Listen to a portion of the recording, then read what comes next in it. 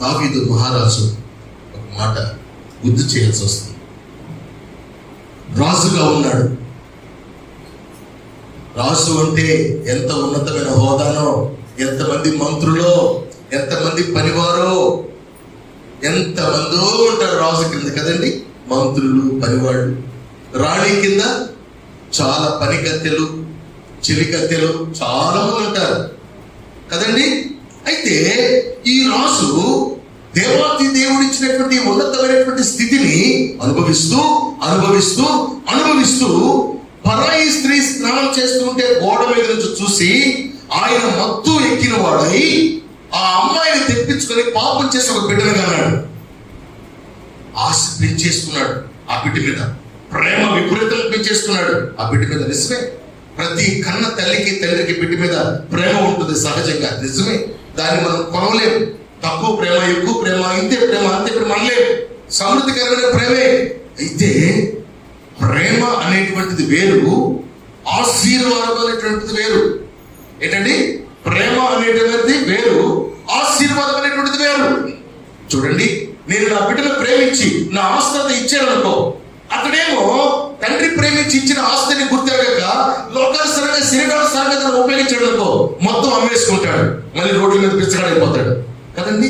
ఆశీర్వాదాన్ని ప్రియ దేవుడు బిడ్డలారా ఎవరికి ఇస్తాడంటే దేవుడు కాపాడేవాడికి ఇస్తాడు, కాపాడని వాడికి ఇవ్వడు.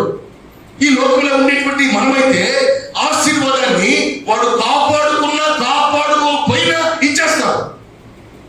అదే దేవునికి మనకి తేడా. మనకేంటి తేడా? కాపాడుకున్నా కాపాడుకోకపోయినా నా బిడ్డే వారసుడు అని అంటాం. కానీ దేవత దేవుడు దాన్ని నువ్వు కాపాడగలిగితేనే ఇస్తాడు. ఆమె చాలా మంది బ్రతకాలనుకుంటారు, కానీ తొందరగా చనిపోతారు, ఆయుష్ తగ్గిపోతా ఉంది. కొంతమంది నా ప్రియమైన దొరుకుడేదా తొందరగా చంపాలనుకుంటారు, చాలు 90 ఏళ్ళు బతుకుతారు. దేవునికి స్తోత్రం కలుగుగాక. నా ప్రియమైన దొరుకుడేదా, ఇక్కడ ఆయన మాట ఏంటంటే దావీదు మహారాజు ప్రేమించి ప్రేమించి ప్రేమించి ఆయన అనుకున్న తీర్మానం ఏంటో తెలుసా? నా తర్వాత వీడే నా సింహాసనం రాజు కావాలి అని కోరుకునేశాడండి. ఏమనుకున్నాడండి? నా తర్వాత వీడే నా సింహాసనం లెక్కపోయేటువంటి యువరాజు అనుకునేశాడండి. ఎలా సంతోషంగా ఉన్నాడు దావీదు.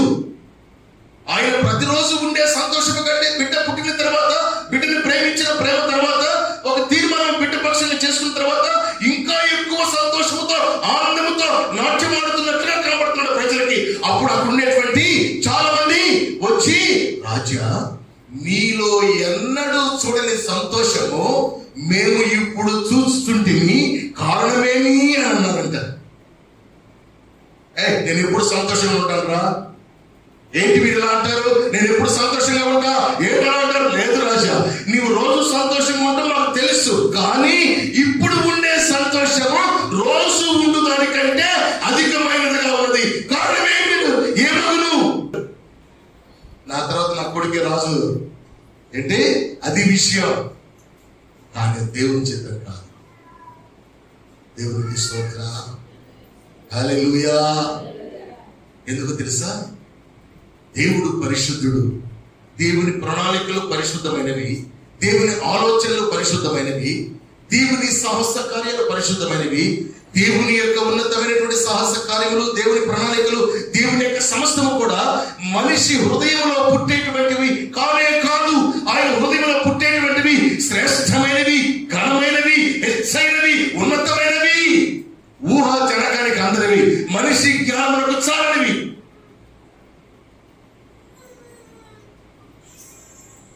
అయితే దావీదు ప్రార్థన కూడా స్టార్ట్ చేశాడు.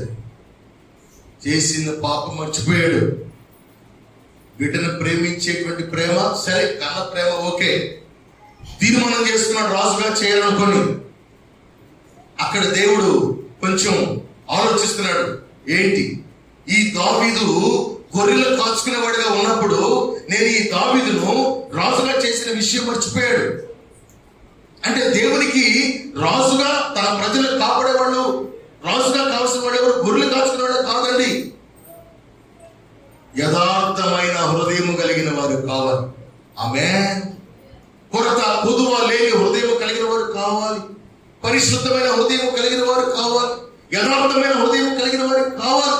నీ కుటుంబానికి న్యాయం చేసేటువంటి వారిగా ఉండాలి. నీ యొక్క స్నేహితులకు న్యాయం చేసే వ్యక్తిగా ఉండాలి.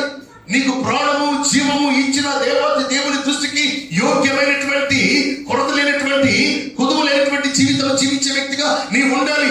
అప్పుడు దేవుడు నీ మీద, నీ ఆలోచనల మీద శ్రద్ధ నిలుపుతాడు.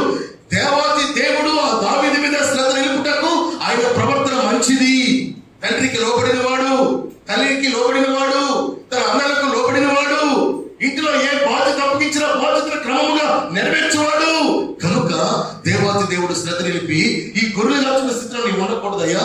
నీలో ఉండేటువంటి తత్వము, నీలో ఉండే ప్రవర్తన, నీలో ఉండేటువంటి సమస్తము కూడా నా వాక్యములకు, నా ప్రణాళికకు, నా చిత్తములకు అనుకూలం కనుక నీవు ఇక్కడ కాదు గొర్రెలు కాచుకుంటూ ఉండేది, నీవు రాజుగా ఉండాలి ఆ ప్రజలకు. ఇదిగో ప్రజలందరి మనసులో ఈ రీతిగా ఉండినట్టుగా, నీలాగా ఉండినట్టుగా, ప్రజలందరి యొక్క హృదయంలో నీలాగా ఉండినట్లుగా, ఏది ఉన్నా ఏది లేకపోయినా దేవుని మీద ఆధారపడేటువంటి వారిగా నీలాగా ఉండినట్లుగా ఉండాలని దావీదును రాజు చేశాడు. దావీదులో ఏ సుగుణమో ఏ ప్రత్యేకత చూసి రాజు చేయలేదు. అయితే దావీదేమో అక్రమముగా పుట్టినటువంటి కుమారుణ్ణి సుగుణం చోట్ల, క్రియ చోట్ల, ఎలా పుట్టాడో చోట్ల, అసలు ఎందుకు ఏ చూడకుండా రాజులు చేద్దాం అనుకున్నాడు. దేవుని చిత్తం కాదండి. మొత్తం మీద ప్రీతి బిడ్డరా, అనుకోకుండా ఆ బిడ్డ ఒకే ఒక రోజున బలహీనుడై అదే రోజు చనిపోయాడు. ప్రియ దేవుని బిడ్డరా, మొత్తం మీద మనం ఇన్ని స్టేజ్లు దాటి వెళుతున్నాం. మన ప్రాణం మనలో ఉంది కనుక మనం బాగోవాలని వెళుతూ ఉన్నాం. అయితే ఒకే రోజు వచ్చిన రోజే మన ప్రాణం పోతే ఈ డాక్టర్ కాకుండా ఆ డాక్టర్ దగ్గరికి, ఆ డాక్టర్ కాకుండా ఆ డాక్టర్ దగ్గరికి వెళ్ళగలమా? వెళ్ళలేం కదండి. దావీదు యొక్క ఆలోచనలు, దావీదు యొక్క ప్రణాళికలు, దావీదు యొక్క ఆలోచన సమస్తము దేవునికి విడ్డూరం, వ్యతిరేకం అయినందున దావీదు కలలో కన్నటువంటి తన కుమారుని పక్షంగా ఉండేటువంటి కలలు నెరవేర్చబడకుండానే బాగలేని రోజునే చనిపోయాడు బిడ్డ. అప్పుడు దావీదు కూర్చొని ఏడుస్తూ స్టార్ట్ చేశాడు. తలుపు వేసుకొని బయటికి రాకుండా ఏడుస్తూ ఏడుస్తూ ఏడుస్తూ ఏడుస్తూ ఉన్నాడు.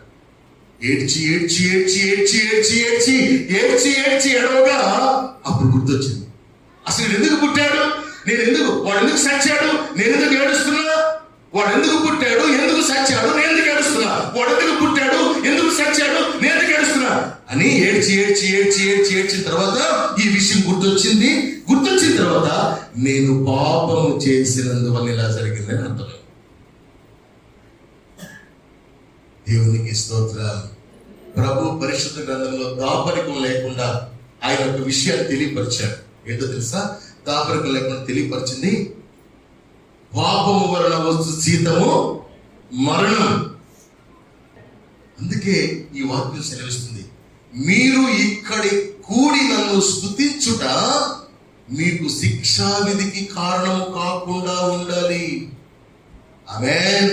ప్రభు మందిరంలోకి వచ్చినటువంటి మనమంతా, ఆయన్ని ఆరాధిస్తున్న మనమంతా, ఆయన యొక్క శరీరంలో రక్తంలో పాల్పొక్కులు పంచుకుంటున్న మనమంతా ఆయన్ని స్తుతిస్తూ, ఆరాధిస్తూ, గణపరుస్తూ, కీర్తిస్తూ సాక్ష్యాలతో దేవుడు ఈమెయిల్ చేశాడు, దేవుడు ఆకారం చేశాడు, ఆ ప్రమాదం తప్పించాడు, ఈ శోధన తప్పించాడు, ఆ వేదన తప్పించాడు అని చెప్పుకున్న మనమంతా లోకంలోకి వెళ్ళిన తర్వాత మన యొక్క ప్రణాళికలు, మన ఆలోచనలు సమస్తమైనవి అన్ని కూడా దేవుని దృష్టికి నీతిగా ఉండాలి, దేవుని దృష్టికి నచ్చాలి, దేవుని దృష్టికి మెచ్చుకోదగినదిగా ఉండాలి. దేవునికి స్తోత్రం. క్షేమకరంగా ఉన్నానులే, ఏం కాదులే అనుకొని, నేను రాసులు కదా అనుకొని గోడ మీద నుంచి చూసి ఆశించి పాపం చేసి ఎంత పెద్ద నష్టం తెచ్చుకున్నాడు చూడండి. ఒక బిడ్డని తన చేతితో చంపకపోయినా తన పాపం ద్వారా చనిపోయేట్టుగా చేసి ఒక మర్డరిస్ట్ అయ్యాడు దావీదు. మనం చంపితే మటరే కదండి, వేరే వాళ్ళకి డబ్బులు ఇచ్చి చంపించిన కూడా మటరే కదండి, కాదంటారా? ఒకవేళ మర్డర్ చేసిన డబ్బుల కోసం చేసినచ్చేమో వారికి శిక్ష ఉంది, కానీ దానికి కారణం నీ కనుక నీకు 4 శిక్ష ఎక్కువ. దేవునికి స్తోత్రం కలగాక. ఇక్కడ ఆయన చెప్పిన మాట ఏంటంటే, కడవరి కాలమందు బయలుపరచబడుటకు సిద్ధముగా ఉన్న రక్షణ మీకు కలుగునట్లు విశ్వాసము ద్వారా దేవుని శక్తి చేత కాపాడుబడు మీ కొరకు ఆ స్వాస్యం అనేటువంటి రక్షణ మీ కొరకు దాచబడి ఉన్నది పరలోకములో. దేవునికి స్తోత్రం. ఇక్కడ పరిశుద్ధాత్మ దేవుడు తెలియపరిచిన మాట ఏంటంటే, మీ కొరకు దాచి సిద్ధపరచి ఉంచిన రక్షణ పరలోకమందు దాచబడి ఉన్నది కనుక దాన్ని పొందుకున్నట్లుగా మీరు ఎలా ఉండాలండి? ఆ రక్షణలో ఉండేటువంటి శ్రేష్టమైనటువంటి దీవెనలు. ఆమేన్. నీ కన్నీటి ప్రార్థన ధూపము వేయాలి. ఆ రక్షణలో ఉండేటువంటి శ్రేష్టమైనటువంటి అభివృద్ధి, ఐశ్వర్యము, ఆ రక్షణలో ఉండేటువంటి శ్రేష్టమైనటువంటి గణనీయమైన జీవితము, ఆ రక్షణలో ఉండేటువంటి ఊహ జనకమునకు అందనటువంటి శ్రేష్టమైనటువంటి దైవ నిర్ణయం చొప్పున నీ కొరకై 10వ మాసంలో నీ కొరకు 2020 సంవత్సరంలో నీ బిడ్డల కొరకు, నీ వ్యాపారం కొరకు, నీ ప్రతి అవసరత అక్కల కొరకు దాచి ఉంచిన ఆ రక్షణలో దాచి ఉంచిన ప్రతి విధమైన మేలు నీవు పొందినట్లుగా కన్నీటి ధూపము, విశ్వాస ధూపము, సహవాస ధూపము, ఉపవాస ధూపము, యథార్థ ధూపము, సమర్పణ ధూపము, ఇవి మనము కలిగి ఉన్నప్పుడు ఆ రక్షణ ప్రమాదవశాత్తు అనేకులకు కలగసేమో కానీ నిన్ను మాత్రం ప్రభు కాపాడుతా ఉంటాడు. అందుకే ప్రభు ఒక మాట ఇచ్చాడు, భరోసా. ఏంటో తెలుసా? ఒక ఘనమైన వాగ్దానం చేశాడు. ఇశ్రాయేలును కాపాడువాడు కునుకుడు నిద్రపోడు కనుక ఆ ఇశ్రాయేలుడుగా నీవు కూడా ఉండు. హల్లెలూయా. ఒక తల్లికి, ఒక తండ్రికి ఒక 6 7 పిల్లలు ఉన్నారు అనుకోండి. 5 పిల్లలు ఇంట్లోనే ఉన్నారు, ఒక 2 బయట ఆడుతున్నారు. ఆ తల్లికి తండ్రికి ఎవరి మీద మనసు ఉంటుందంటారు? బయట ఆడే బిడ్డల మీద ఉంటుంది, ఇంట్లో ఉండే బిడ్డల మీద ఉండదు. అంటే ఇంట్లో ఉండే బిడ్డలు సావాలని కాదు, వాడు బయట ఉన్నారు. హల్లెలూయా. ఈ బయట ఉన్నామనే విషయాన్ని ఆ బిడ్డ తెలుసుకొని తల్లిదండ్రులకు సంతోషం కలిగినట్లుగా ఇంట్లో వచ్చాడు అనుకోండి, వాడు మహా ఆనందపడతారు. ఈ లోకంలో జీవిస్తున్న మనము కూడా దేవునికి సమీపం ఉన్నామా, లోకంలో ఉన్నామా? ఒకవేళ లోకంలో ఉన్నట్లయితే దేవుడు మరలా నిన్ను పిలుస్తున్నాడు, రీకాల్ చేస్తున్నాడు, మరలా నిన్ను ఆహ్వానిస్తున్నాడు. ఏంటో తెలుసా? నీ కొరకు దాచి ఉంచిన రక్షణ సమీపంగా ఉంది కనుక నీవు రక్షణ పొందు. రక్షణ అంటే నీ యొక్క ప్రాణాత్మ దేహంలో ఆయనకి సమర్పించుకొని బ్రతుకు. మీరు ఎందుకు ఇక్కడ కూడారు అని అంటే శిక్ష కలుగుటకు కాదు. మందిరంలో పాదము పెట్టిన ప్రతి వ్యక్తి, ఆరాధనలో పాల్గొన ప్రతి వ్యక్తి, ప్రార్థన చేస్తున్నప్పుడు ప్రార్థన చేసిన ప్రతి వ్యక్తి మరలా వారమంతా లోకంలోకి వెళ్ళిన తర్వాత శిక్ష అనుభవించకూడదండి. ఈరోజు వాక్యం ఇక్కడ ఆరాధించిన మీరు, ఇక్కడ స్తుతించిన మీరు, ఇక్కడ ఘనపరిచిన మీరు, ఆయన పరిశుద్ధులలో చేరి పరిశుద్ధమైనటువంటి సమర్పణ ధూపము వేసిన మీరు లోకంలో శిక్ష అనుభవించకూడదండి. లోకంలో ప్రకాశించాలి దివిటీల్లాగా. ఎలా ఉండాలండి? నేను ఈ లోకములకు వెలుగుగా వచ్చి ఉన్నాను, చీకటిని పారద్రోలిని. మీరు కూడా ఈ లోకంలో ఉన్నారు కనుక నేను లేని కాలమందు చీకటిని మీరు పారద్రోలు సర్వాధికారం మీ చేతికి ఇచ్చి ఉన్నారు కనుక రక్షణ ద్వారా ఆ సర్వాధికారమును మీరు నింపుకున్న వారే చీకటిని జయించుడి అన్నాడు.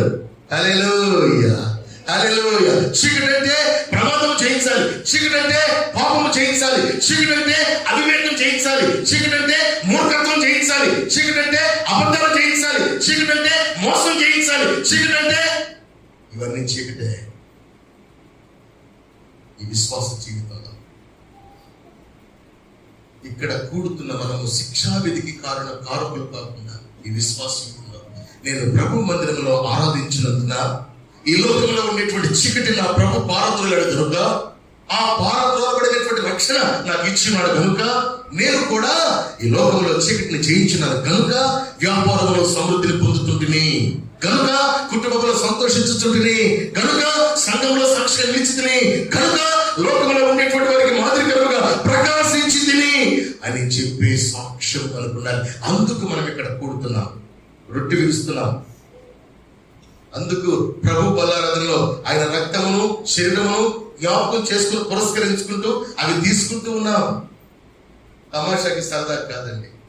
చాలా మంది వివేచించకుండా, చాలా మంది ఈ విషయాన్ని గెలుతుకు తెచ్చుకోకుండా, చాలా మంది ఈ రీతిగా కట్టుబడి జీవించవలసిన విధానాన్ని వారు అవలంబించకుండా, చాలా మంది శిక్షా విధి కలుగునట్లుగా మీలో చాలా మంది మంచము పట్టిన వారై ఉన్నారు, మీలో చాలా మంది నిద్రించుతున్నారు, మీలో చాలా మంది రోగులై ఉన్నారు. ఇది మీరు గుర్తెరగనా? నీ పేరేంటి బ్రదరు? మరియదాస్. ఆరోగ్యం ఎలా ఉంది? డైలీ ఇంజక్షన్ వేసుకుంటే నా ఆరోగ్యం అండి. నీ పేరేంటి సిస్టరు? మరియక్క. ఆరోగ్యం ఎలా ఉంది? డైలీ మాత్రలు 16 వెళ్ళకపోతే డాక్టర్ సస్తాడని చెప్పాడండి. ఒకే ఒక మాట చెప్తున్నా, మాత్రల మీద బ్రతికేటువంటి బ్రతుకు మనకు అక్కర్లా. యేసు క్రీస్తు వాక్యం మీద బ్రతికే జీవితం కావాలి. ఆమేన్.